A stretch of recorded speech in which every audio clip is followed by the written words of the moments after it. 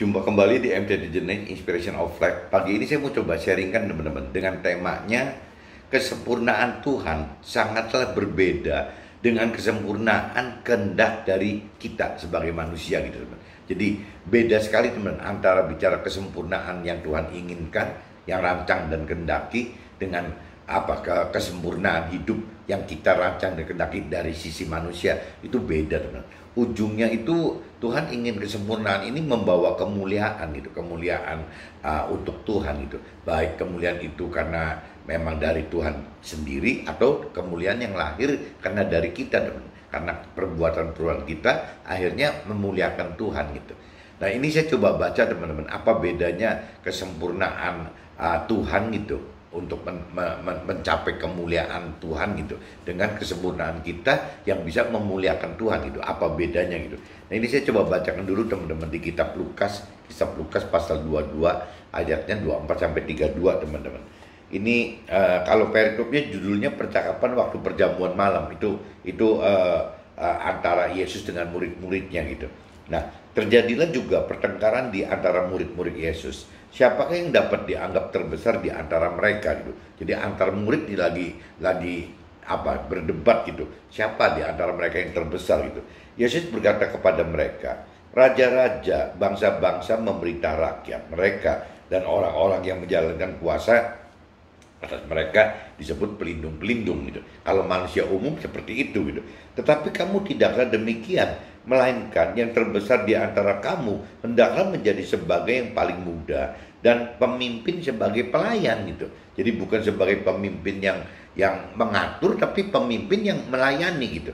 Nah ini kalau dari prinsipnya firman Tuhan seperti itu teman-teman. Jadi ya kita mesti bisa melayani gitu. Jadi bagaimana nggak bisa kita seolah-olah yang dilayani gitu, nggak bisa seperti itu gitu. Jadi sekali lagi hendaklah menjadi sebagai yang paling muda, jadi seolah yang paling mengalah mungkin ya posisinya paling muda gitu, paling rendah, dan pemimpin sebagai pelayan, pemimpin tapi sebagai pelayan gitu. Sebab siapakah yang lebih besar, yang duduk makan atau yang melayani? Bukankah dia yang duduk makan? Tetapi aku ada di tengah-tengah kamu sebagai pelayan gitu. Jadi kalau Yesus umpamakan ya sebenarnya siapa sih yang lebih besar, yang duduk makan atau yang melayani gitu. Ya jelas kalau secara dunia, secara manusia ya pasti yang duduk makan kan, yang duduk makan pasti yang lebih tinggi posisinya gitu. Tapi dalam kondisi yang realitanya gitu, ya Yesus tuh melayani gitu. Melayani mereka yang duduk makan gitu. Jadi maksudnya ya ini Yesus sebagai gurunya memberi contoh kepada murid-muridnya bahwa yaitu untuk menjadi seperti Yesus, untuk menjadi seperti Nabi, untuk menjadi juru selamat gitu. Ya firman Tuhan menghendaki ya kita menjadi pelayan teman-teman. Jadi bukan yang dilayani tapi kita menjadi pelayan. Nah ini yang berat kan ini teman-teman. Jadi kalau kita bicara manusia dari dibebaskan sesuai rancangan kehendak manusia gitu. Mana mau sih teman-teman orang hidup menjadi pelayannya gitu. Kan nggak mau, pengennya kan yang dilayani gitu. Nah tapi kalau dari prinsip-prinsip firman Tuhan seperti itu teman-teman. Jadi memang beda sekali gitu. Jadi kalau dari sisi rohani, dari sisi firman Tuhan kita itu melayani bukan dilayani gitu. Sedangkan kalau manusia pada umumnya ya pengennya dilayani bukan melayani. Ini aja udah prinsip-prinsip yang berbeda gitu. Dan nanti kita kupas lebih dalam, lebih banyak lagi teman. Kamulah yang tetap tinggal bersama-sama dengan aku dalam segala pencobaan yang aku alami. Dan aku menentukan hak-hak kerajaan bagi kamu sama seperti Bapakku menentukan bagiku gitu. Jadi ini balik lagi firman Tuhan. Nah, kalau kita bicara secara universal, selalu saya katakan Yesus itu adalah firman Tuhan gitu. Firman Tuhan itu nanti kalau bicara universal ya nggak usah teman-teman yang non Nasrani mesti persis-persiskan kayak yang di kitab sucinya Nasrani atau di Alkitab ini gitu. Ya masing-masing kembali aja ke firman Tuhan masing-masing gitu. Toh yang Muslim punya Al-Quran, yang agama lain juga punya kitab suci masing-masing. Toh ada firman Tuhannya gitu. ya kembali ke situ aja gitu. Jadi kalau saya universalkan, Yesus adalah firman Tuhan, dan firman Tuhan katakan seperti itu teman-teman gitu. Bahwa firman Tuhan itu ya menghendaki bahwa yang muda, yang justru sebagai pimpinan yang besar itu gitu ya justru ya menjadi pelayan gitu, bukan yang dilayani gitu. Nah, jadi sekali lagi diingatkan, kamulah yang tetap tinggal bersama-sama dengan aku dalam segala pencobaan yang aku alami. Jadi murid-muridnya kan ikut waktu mengalami Yesus melayani gitu, kan ikut gitu. Dan aku menentukan hak-hak kerajaan bagi kamu sama seperti Bapakku menentukan bagiku, bahwa kamu akan makan dan minum semeja dengan aku di dalam kerajaanku, dan kamu akan duduk di atas tahta untuk menghakimi ke-12 suku Israel. Jadi waktu di dunia itu ya kita melayani, tapi kalau bicara di akhirat ya kita akan duduk di sebelahnya gitu, di dalam kerajaannya ya akan duduk di atas tahta untuk menghakimi ke-12 suku Israel itu kalau di akhirat benar. Tapi kalau untuk proses di dunianya ya melayani gitu. Nah, di sini dikatakan, Simon, Simon, lihat, iblis telah menuntut untuk menampi kamu seperti gandum gitu. Tetapi aku telah berdoa untuk engkau supaya imanmu jangan gugur, dan engkau jikalau engkau sudah insaf, kuatkanlah saudara-saudaramu gitu. Jadi kalau di sini kalau cerita dilanjutkannya yaitu cerita Simon Petrus itu gitu, Simon Petrus yang menyangkal Yesus gitu. Nah, ini ceritanya seperti itu. Nah, cuman sebelum terjadi Simon Petrus menyangkal Yesus, ya si Yesus sudah tahu gitu, ya bahwa belum terjadi penyangkalan juga Yesus sudah tahu, Simon, Simon, lihat iblis telah menuntut untuk menapi kamu seperti gandum gitu. Tetapi aku telah berdoa untuk engkau supaya imanmu jangan gugur, dan engkau jikalau sudah insaf, kuatkanlah saudara-saudaramu. Nah, ini firman Tuhan katakan kan apabila kita sudah bertobat, kita sudah insaf gitu. Ya, pertobatan dan insaf kita ini yang harus menjadi satu alat kesaksian buat saudara-saudara kita, buat sesama kita, teman. Ini perintahnya Tuhan loh, teman-teman, di ayat yang 32-nya gitu. Ya, bahwa tetapi firman Tuhan telah berdoa untuk engkau supaya imanmu jangan gugur, dan kalau engkau sudah insaf, kuatlah saudara-saudaramu. Jadi tidak hanya berhenti tobat insaf cuma di kita aja, insaf tobat hidup benar hanya berhenti di kita, tapi firman Tuhan inginkan supaya kita juga bisa menguatkan saudara-saudara kita, sesama kita, teman-teman. Ini saya udah baca, teman, di kitab Lukas pasal 22 ayat 24-32, dan ini saya coba kaitkan teman-teman dengan kitab Matius, teman-teman. Kitab Matius, coba teman-teman lihat kitab Matius pasal 5, teman-teman. Kitab Matius pasal 5 ayatnya 38 sampai 48, teman-teman. Ayatnya itu, nah saya coba baca coba. Kamu telah mendengar firman, mata ganti mata dan gigi ganti gigi. Ini kalau bicara di hukum Taurat, teman-teman. Kuncinya itu, teman. Jadi mata ganti mata, gigi ganti gigi. Jadi balasannya harus setimpal gitu. Nah, tapi aku berkata kepadamu, janganlah kamu melawan orang yang berbuat jahat kepadamu, melainkan siapapun yang menampar pipi kananmu, berilah juga kepadanya pipi kirimu. Nah, ini kalau prinsip di ayat 39, teman-teman. Ini bagi dunia ini udah nggak masuk akal gitu. Yang tadi dikatakan kalau cerita ajarannya untuk mencapai kesempurnaan demi kemuliaan Tuhan Allah gitu, harus menjalankan ini. Ini buat orang dunia udah benar-benar sangat tidak wajar, teman.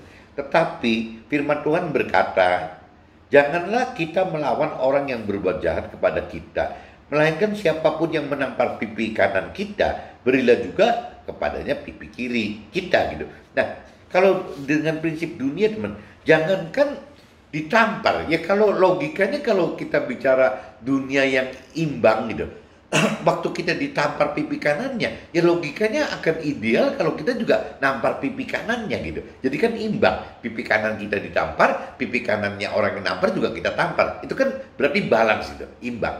Tapi kalau lihat di firman ini kan enggak, teman. Jadi kalau sampai pipi kanan ditampar, orang dunia bisa balas menampar masih dianggap wajar, tidak menampar juga gitu, tidak membalas menampar aja itu dianggapnya sudah wah hebat sekali gitu, aneh sekali gitu. Nah kalau di firman yang ini malah katanya kalau pipi kanan yang ditampar, bukannya kita balas menampar gitu, kita malah kasihkan pipi yang kiri kita untuk ditampar lagi gitu. Nah ini kan konyol, teman. Nah ini saya bilang bahwa kebenaran, kesempurnaan, kemuliaan Tuhan itu beda sekali dengan kebenaran kesempurnaan dan kemuliaan bagi kita manusia, teman. Beda sekali gitu. Ya ini contohnya di ayat 39 di kitab Matius 5 pasal 5 ayat 39 itu katakan seperti itu. Ya pipi kanan ditampar, kasihkan pipi yang kiri. Padahal kalau orang dunia umumnya pipi kanan ditampar nggak balas aja udah hebat gitu. Ya udah hebat banget. Ya masa sih sekarang malah yang kiri mau dikasihkan lagi. Tapi prinsip firman seperti itu, teman. Firman Tuhan itu seperti itu gitu. Dan kepada orang yang hendak mengadukan engkau, ya karena mengingini bajumu, serahkanlah juga jubahmu gitu. Nah ini juga kan aneh gitu. Ya kepada orang yang hendak mengadukan engkau karena mengingini bajumu, ya malah bukan cuma bajunya saja, serahkan juga jubahnya katanya. Jadi bajunya hilang, jubahnya hilang. Kalau kita berbicara sekarang jubah berarti rangkapannya, teman-teman, jaketnya atau jasnya atau apalah rangkapannya gitu. Jadi kalau kita diminta kaosnya atau kemejanya, ya jubahnya juga kasihkan aja gitu. Nah, kalau orang di dunia pada umumnya, ya kalau sampai diminta bajunya aja juga udah hebat ya, udah bagus banget kan. Kenapa mesti diberikan rangkapannya gitu? Kenapa mesti dikasihkan jaketnya segala macam? Toh orangnya juga nggak minta gitu. Nah pada prinsip firman seperti itu, teman-teman. Jadi ya kembali lagi apa? Mengalah gitu. Jadi ditampar pipi kanan pipi kiri berarti mengalah. Yang namanya istilahnya diminta bajunya sekalian dikasih jubahnya juga berarti mengalah juga. Nah kalau kita masuk ke ayat 41-nya, teman-teman. Dan siapapun yang memaksakan engkau berjalan sejauh 1 mil, berjalannya bersama dia sejauh 2 mil. Nah ini juga prinsipnya mengalah lagi gitu. Ya 1 mil malah jalannya 2 mil. Berilah kepada orang yang meminta kepadamu dan janganlah menolak orang yang mau meminjam daripadamu gitu. Berilah kepada orang yang meminta kepadamu dan janganlah menolak orang yang mau meminjam daripadamu. Nah kalau orang dunia kan nggak mau, teman-teman. Ya biasanya umumnya ya kepada orang yang meminta ya ditolak gitu. Pada umumnya kan gitu. Nah kalau yang mau minjem ya ditolak juga gitu. Yang nggak mau minjemin gitu. Terlalu riskan gitu kan. Nah orang dunia seperti itu. Tapi kalau di firman Tuhan katakan kebalikannya, teman-teman. Berbeda gitu. Kamu telah mendengar firman, kasihilah sesamamu manusia dan bencilah musuhmu. Nah ini kan juga prinsip-prinsip umum lagi gitu. Kamu telah mendengar firman, kasihilah sesamamu, kasihilah sesama kita gitu. Ya, sesama kita manusia dan bencilah musuhmu, betullah musuh kita. Kan wajar, teman-teman. Ya mengasihi sesama kita, membenci musuh, ya wajar-wajar aja, namanya juga musuh gitu. Tapi kalau di firman Tuhan katakan lain, tetapi aku berkata kepadamu, kasihilah musuhmu dan berdoalah bagi mereka yang menganiaya kamu. Lah ini kan apa bisa gitu? Ya apa kita namanya juga musuh gitu. Kita nggak balas memusuhin aja udah bagus gitu. Ya kenapa sekarang jadi firman Tuhan katakan mesti mengasihi, bahkan mesti didoakan gitu. Nah itu prinsip-prinsip lagi yang tadi dikatakan sangat berbeda ya seperti ini, teman. Jadi prinsip dasar kebenaran sudah berbeda, ya pasti menghasilkan kesempurnaan yang berbeda, yang menghasilkan kemuliaan yang berbeda gitu. Ya ini gara-garanya memang prinsip kebenarannya yang berbeda, teman-teman. Nah, karena dengan demikian kamu menjadi anak-anak Bapakmu yang di surga, yang menerbitkan matahari bagi orang-orang yang jahat dan orang-orang baik, dan menurunkan hujan bagi orang yang benar dan orang-orang yang tidak benar gitu. Apabila kamu mengasihi orang-orang mengasihi kamu, apakah upahmu? Bukankah pemungut cukai juga berbuat demikian? Jadi maksudnya ya kalau kita lihat di sisi ini kan ya apa ya? Tuhan itu kan maha sempurna gitu. Jadi Tuhan Allah itu maha sempurna. Jadi Tuhannya pengen sempurna gitu, sesempurna-sempurnanya. Nah kita sebagai umatnya, sebagai anaknya, ya berarti Tuhan juga pengen kita sempurna. Meskipun sempurnanya kita tidak bisa sempurna seperti Tuhan Allah sendiri gitu ya, pasti beda. Tapi minimal target kita adalah ya kesempurnaan Tuhan Allah gitu. Jadi kalau cerita di praktek kitanya gitu, ya bagaimana kita untuk bisa menjadi serupa dengan firman Tuhan, peraturan perintah firman Tuhan. Nah kalau di Nasraninya kan serupa dengan Yesus, teman-teman, dikatakan gitu. Tapi kalau saya bicara universal, firman Tuhan menghendaki bahwa kita ini serupa dengan perintah peraturan firman Tuhan gitu. Dan sesempurna ya Tuhan Allah gitu. Bagaimana menjadi sempurna seperti Tuhan Allah. Jadi serupa dan sempurna. Serupa seperti firman Tuhan dan sempurna seperti Tuhan Allah. Meskipun ya kembali lagi target sempurna seperti Tuhan Allah itu kan hanya target gitu. Target yang kita uber gitu semaksimal mungkin, teman-teman. Jadi di sini balik lagi, apabila kamu mengasihi orang yang mengasihi kamu, apakah upahmu? Bukankah pemungut cukai juga berbuat demikian? Maksudnya jadi, ya orang lain juga begitu. Kalau memang kita mengasihi orang itu, ya upahnya apa gitu? Memang kita ngasihin orang itu, kita kasih mengasihi orang itu dengan apa, mengasihi orang yang kita kasih, ya upahnya apa? Maksudnya firman begitu loh. Ya, toh orang-orang yang pemungut cukai yang dianggap waktu itu kurang baik, kurang orang apa nggak benar gitu, ya itu aja melakukan seperti itu kalau memang mengasihi sesamanya gitu. Kalau orang yang mengasihi si pemungut cukai juga dikasih juga oleh pemungut cukai. Apa bedanya kita yang mengikut Tuhan dengan yang tidak gitu, maksudnya gitu. Dan apabila kamu hanya memberi salam kepada saudara-saudaramu saja, apakahnya lebihnya daripada perbuatan orang lain gitu? Bukankah orang yang tidak mengenal Allah pun berbuat demikian gitu? Nah, karena itu haruslah kamu sempurna, sama seperti Bapamu yang di sorga adalah sempurna. Nah, ini kalau di ayat 48-nya teman-teman, kalau saya universalkan, karena itu haruslah kamu sempurna, sama seperti Tuhan Allahmu yang di sorga adalah sempurna gitu. Nah, ini targetnya. Jadi kalau kita bicara targetnya dua teman-teman. Kalau kita bicara targetnya dari perantara Tuhan Allah ke kita, berarti kan Yesus gitu kan, berarti kan Nabi Isa.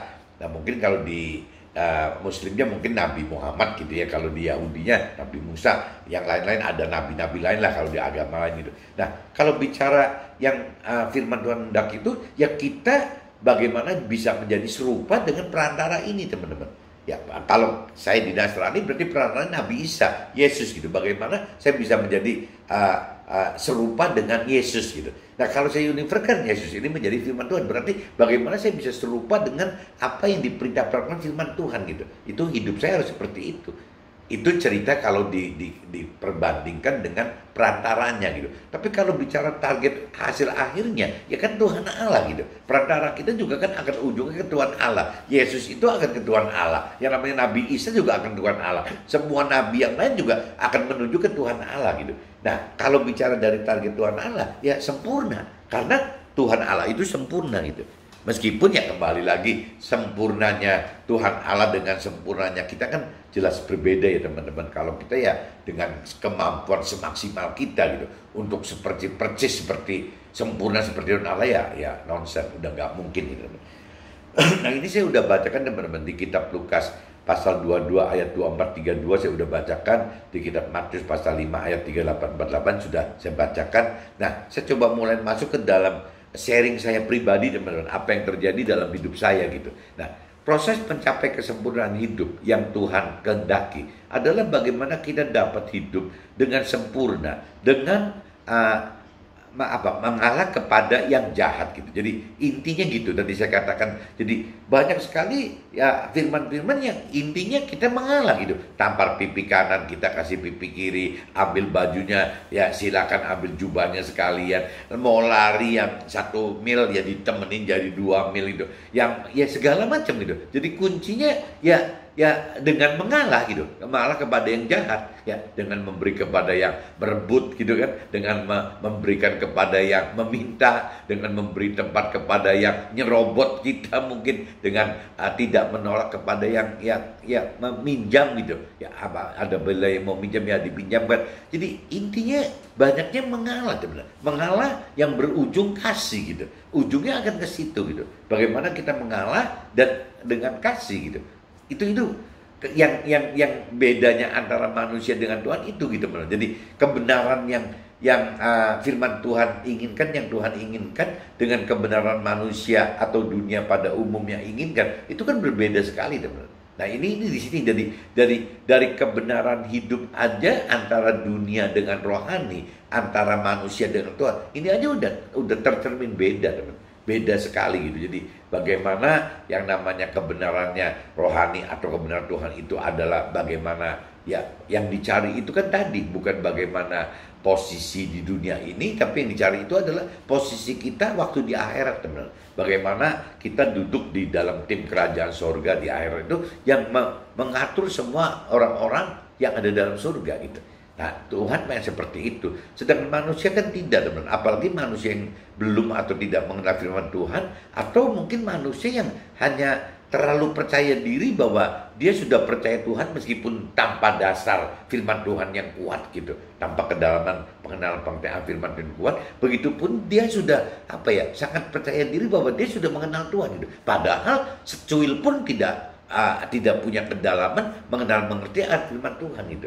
Nah, banyak teman-teman orang yang berkeyakinan juga merasa bahwa dia udah percaya Tuhan dan mengenal Tuhan, dan memang benar dia sudah membaca kitab suci gitu kan, firman-firman kitab suci. Tapi kembali lagi teman-teman, kalau cuma sekedar mengenal dari dasar kemauan kita mengenal firman Tuhan tanpa dasar kemampuan mengerti firman Tuhan, tanpa dasar kemampuan melakukan firman Tuhan, itu tidak mungkin kita mampu bisa masuk ke dalam rancangan kehendak Tuhan, teman. Nggak mungkin. Jadi kita cuma bicara nanti akhirnya mengenal firman Tuhan dari persepsi, pikiran, perasaan, kehendak kita sendiri, yang akhirnya cuma teoritis, teman-teman. Bicaranya cuma logos-logos aja. Jadi hal-hal teori yang tertulis gitu. Nah, padahal yang Tuhan pengen kan logos itu, yang firman yang terus itu menjadi rema gitu. Maksudnya menjadi kenyataan dalam hidup kita. Nah, itu yang dilakukan. Nah, waktu menjadi rema ini ya butuh ada roh Tuhan, teman-teman. Ya, pengertian dari roh Tuhan dan juga kekuasaan dari roh Tuhan untuk mampu melakukan firman Tuhan gitu. Nah, ini bedanya di situ, teman. Jadi ya dari dasar kebenaran hidup antara manusia atau dunia dibanding dengan Tuhan atau rohani gitu, ini udah beda. Makanya hasilnya akan berbeda gitu. Nah, proses kesempurnaan tersebut adalah kemuliaan bagi Tuhan gitu. Tapi jadi kalau cerita kesempurnaan yang Tuhan hendaki gitu, ya jelas itu akan menjadi kemuliaan, ujungnya akan menjadi kemuliaan untuk Tuhan gitu. Tapi kesempurnaan yang Tuhan maksud ini akan menjadi kebodohan bagi manusia duniawi gitu, teman. Jadi kebalik sekali gitu. Jadi dari sisi rohani, dari sisi Tuhan, seolah-olah kesempurnaan yang Tuhan maksud itu adalah satu titik ujungnya kemuliaan bagi Tuhan Allah gitu. Tapi kalau bagi manusia yang belum mengenal atau tidak mengenal firman Tuhan atau Tuhan gitu, ya akan beranggapan bahwa kesempurnaan yang Tuhan inginkan itu adalah jadi kebodohan gitu. Jadi kebodohan manusia, kebodohan duniawi, teman-teman. Berbeda sekali gitu. Nah, untuk dapat berhasil dapatkan kesempurnaan ini, maka kita harus mengenal dan mengerti prinsip-prinsip pikiran dan perasaan serta kehendak Tuhan gitu. Yakni yang terbesar di antara kita hendaklah menjadi sebagai yang paling muda dan pemimpin sebagai pelayan gitu. Nah, ini prinsip Tuhan seperti ini yang di kitab Lukas pasal 22 ayat 36 tadi, teman-teman. Jadi prinsipnya memang kebalik, dasar prinsip-prinsip kebenaran Tuhan itu terbalik gitu. Nah, ini yang mesti teman-teman kembali lagi harus mengenal, mengerti lebih dalam gitu akan firman Tuhan. Ya, ini gunanya, teman-teman.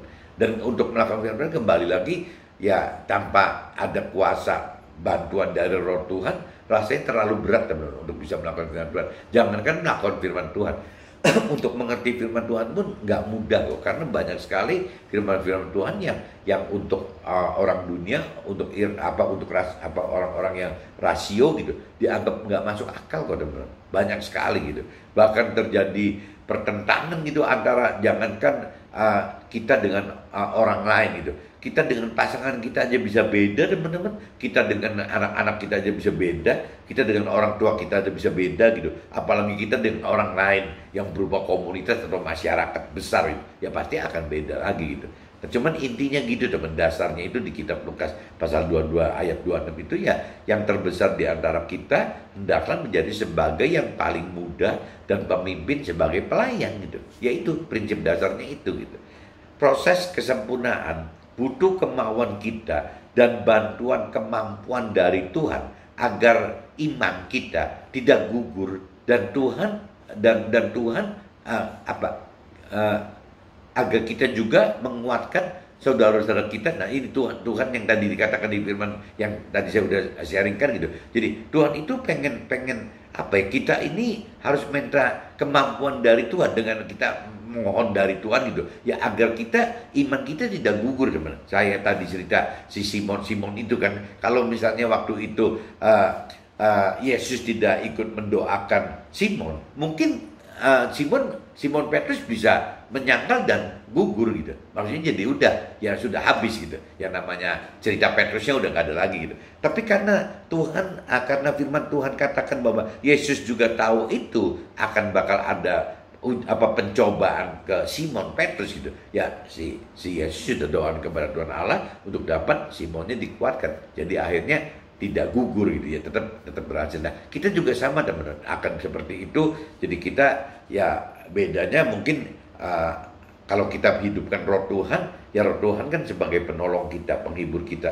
Ya otomatis roh Tuhan juga akan mengawal kita teman-teman. Bagaimana supaya kita bisa tetap kuat dan mampu gitu untuk tidak gugur ya melakukan firman Tuhan gitu.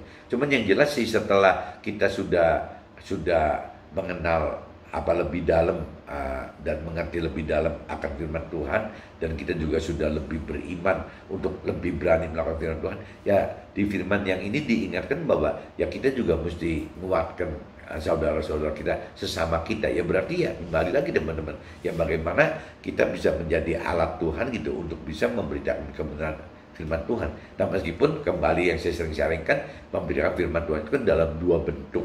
Ya kalau memang kita diberi talenta untuk bisa mengajar teori rohani, ya mungkin kita jadi mentor rohani teman-teman.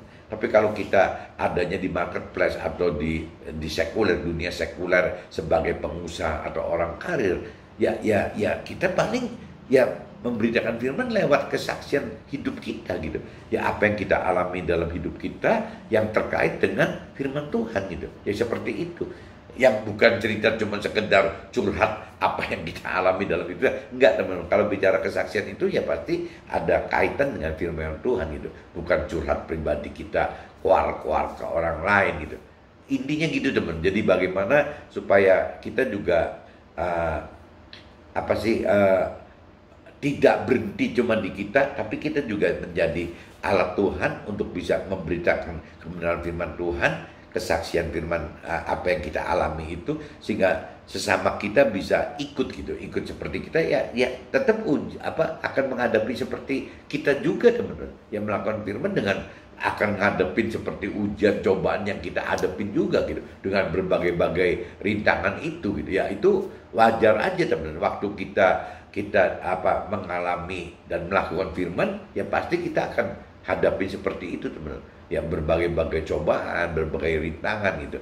Nah ini yang justru jadi bahan cerita gitu, bahan kesaksian kita kepada saudara-saudara atau sesama kita, sehingga nanti apabila saudara-saudara atau sesama kita mengalami hal yang seperti kita, mereka tidak aneh gitu. Oh berarti memang semua orang juga akan alami seperti ini gitu. Memang seperti itu teman-teman, meskipun dalam bentuk yang berbeda, nggak persis 100% sama kan. Nah proses kesempurnaan dengan target kemuliaan Tuhan jelas-jelas secara irasional bagi dunia, seperti yang di Matius 5 pasal 44. Jadi proses kesempurnaan dengan target kemuliaan Tuhan jelas-jelas ya irasional itu bagi dunia, seperti yang ditulis di kitab Matius pasal 5 ayat 44. Kasihilah kasihlah musuhmu ya, kasihilah dan berdoalah gitu ya, kasihilah dan berdoalah bagi mereka yang menganiaya kamu. Itu firman-Nya katakan begitu teman-teman di kitab Matius pasal 5 ayat 44. Kasihilah dan berdoalah bagi mereka yang menganiaya kamu. Lah terus bagaimana kita dapat lakukan semacam ini gitu, tanpa kedalaman pengenalan dan tanpa pengertian, serta mampu melakukan jika tanpa ada bantuan Roh Tuhan gitu. Jadi itu hal yang mustahil teman. Apabila ada firman kata begitu, kasihilah musuhmu dan berdoalah bagi mereka yang menganiaya kamu gitu. Ya buru-buru kita nggak balas aja udah bagus kok, ini sih malah mesti mengasihi, mesti berdoa gitu. Ya rasanya udah makin. Nah ini semua kalau kita tidak punya kedalaman pengenalan akan firman Tuhan, kalau kita tidak memiliki iman level atas gitu, dengan cara menghidupkan Roh Tuhan di dalam kita, rasanya nonsen teman. Untuk menjadi pelaku firman itu udah nggak masuk akal gitu. Nah ini banyak sekali udah cerita yang sudah beda sekali teman-teman, antara kebenaran yang versinya kita dengan Tuhan, manusia dengan Tuhan, antara kebutuhan duniawi dengan rohani berbeda, kesempurnaan juga sama, kemuliaan juga sama teman-teman. Jadi firman katakan jika kita hidup hanya mengandalkan kebaikan seperti orang-orang dunia atau orang-orang yang berkeyakinan, kita belum sempurna gitu. Jadi apabila kita cuma standar kebaikan gitu, kita itu adalah seperti orang dunia gitu.